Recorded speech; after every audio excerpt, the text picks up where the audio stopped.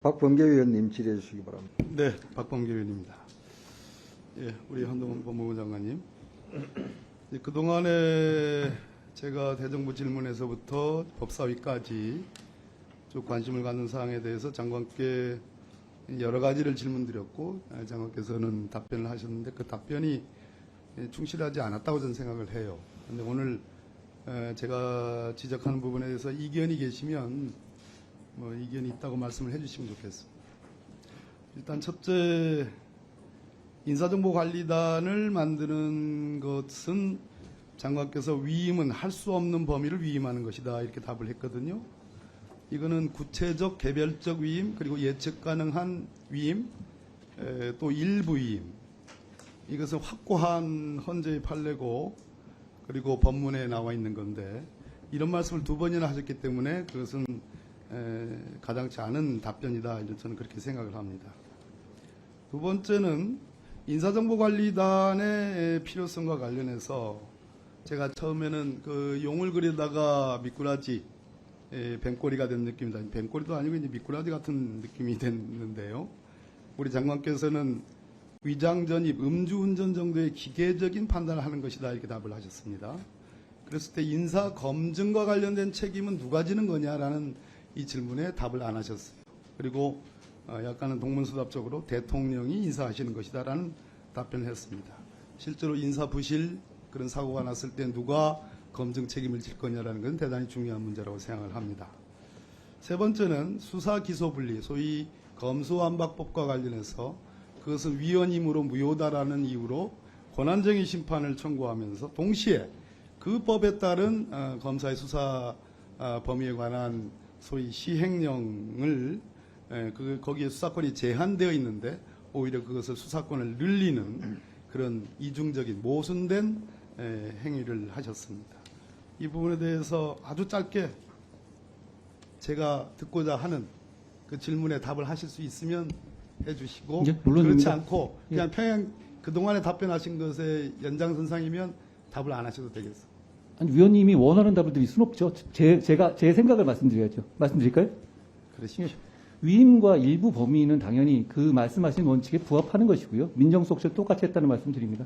인사정보관리단에서는 말씀드린 것처럼 일차적 객관적 검증만 하는 것은 분명한 것이고, 거기에 따라서 나중에 상황이 생겼을 때 거기에 상응하는 책임을 저희가 잘못한 부분은 저희한테 물으실 수 있고 그렇지 않을까 싶습니다. 그리고 세 번째로는 저는 당연히 위헌이라고 생각합니다. 위헌을 생각하지만 국민의 생활에 직접적으로 영향을 주는 것이기 때문에 위헌이 나지 않았을 경우에 대비해서라도 저희가 준비해야 되는 것이 또 당연한 법무부의 임무라고 생각합니다. 위헌이 나지 않을 가능성도 생각하는군요. 위원님께서도 위헌이 날 가능성도 생각하시지 얘기 않습니까? 묻지 말고 아니요, 저도 물어볼 수 있죠. 한동훈 장관 입장에서 나는 잘못이 많은 사람이니까 나보다 발전해야 되지 않겠소? 그렇지 않습니까? 저희는 김근식이 출소했을 때와 출소하지 못할 때도 다 준비하지 않습니까? 알았습니다. 행정이라는 것이 다 여러 가지 상황을 준비해야죠. 지금이 검찰과 경찰과 감사원이 총 출동된 전방위적인 국가적 사정체계, 특히 전임 정부에 대한 그리고 민주당에 대한 그러한 검찰 독재로 저는 우리 당이 규정하고 저도 그렇게 판단하는데 동의하지 어렵죠. 위원님께서는 지난 정권 초기에 적폐청산위원장이셨다. 지금은 정권 탄압, 정치 탄압 위원장이시지 않습니까? 오히려 더 위원님께서 일관성이 없으신 것이 아닌가. 저는 그렇게 생각합니다. 촛불을 통한 지난 대선과 지금 이번에 치러진 대선을 같은 선상에서 비교하시는군요. 자, 그게 그러면 무슨 말씀이신지 잘 이해가 안 갑니다. 이 PPT를 한번 보실까요? 제가 말씀드리고자 하는 핵심입니다. 이게 같은 기간 문재인 정부와 윤석열 정부의 문재인 정부 5월 10일부터 시작이 됐죠. 2017년 141건의 정부 입법 발의를 했습니다. 윤석열 정부 그 절반인 75건에 불과합니다. 법무부는 3건 다 똑같더라고요. 그러나 3건 중에 한 2건 정도는 제가 취급하던 것을 받아서 발의를 하셨습니다.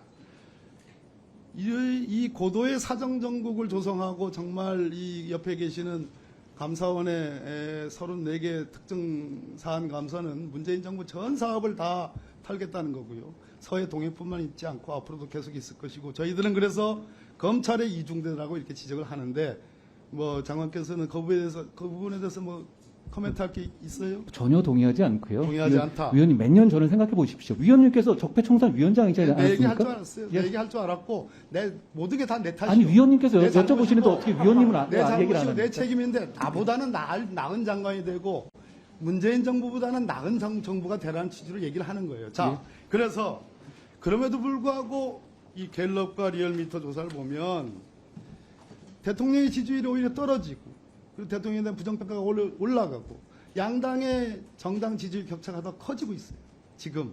그러니까 이 사정정국의 목표와 목적이 무엇인지는 모르겠으나 적어도 국정 운영에 있어서 대통령에 가장 가까운 분, 우리 한동훈 법무부 장관 입장에서는 국민들이 왜 이럴까?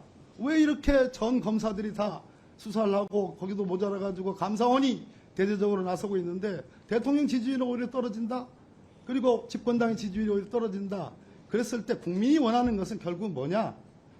이 조사를 보면 외교 참사, 민생을 돌보지 않는다. 한동훈 장관도 거기에 뭐랄까요? 책임이 있는 거예요. 한동훈 장관에 대한 나쁜 키워드 중에 하나는 인정하지 않는다는 겁니다. 동의할는지 모르겠습니다. 그래서 내가 드리는 우리 한동훈 장관에 대한 마지막 질문은 국정 운영의 중심축을 바꿀 때가 되지 않았냐. 적어도 윤석열 정부가 망하라라고 공공연하게 얘기하는 국민이 어디 있겠습니까? 왜? 정부가 성공을 해야지 정부의 적어도 국정 운영에 직접적인 이해관계를 갖고 있고 수혜를 받고 있고 영향을 받는 국민들이 행복하지 않겠소? 않지 않겠습니까? 그죠? 소하면은 또 뭐 반말했다고 할까봐 내가 바로 경계합니다. 그래서 국정 운영을 대통령께 말씀드려서 이제 이런 사정 국면이 아닌 민생 중심의 국면으로 전환할 필요가 있다고 나는 생각하는데 우리 장관께서는 어떻게 생각하십니까? 위원님 말씀하신 취지에 제가 다 동의하지는 않습니다만 위원님이 그 말씀하시는 선의를 제가 충분히 그거는 제가 고언으로 받아들입니다. 그리고 다만 이제 저희 법무부를 기준으로만 말씀드리자면 저희가 스토킹 처벌법이라든가 이 김근식 사후 치료 감호제라든가 나름대로 위원님이 하시던 여러 가지 정책들을 이어받아서 최대한 열심히 하려고 노력하고 있습니다. 그 점도 조금 봐주시면 어떨까 싶습니다. 박형수 의원님 질의해 주시기 바랍니다. 예, 박형수 의원입니다. 야당 의원님께서 많이들 그 압수수색 과정에서의 부적법성에 대해서 자꾸 지적을 하시는데 저희들이 확인한 바로는 수고하셨습니다.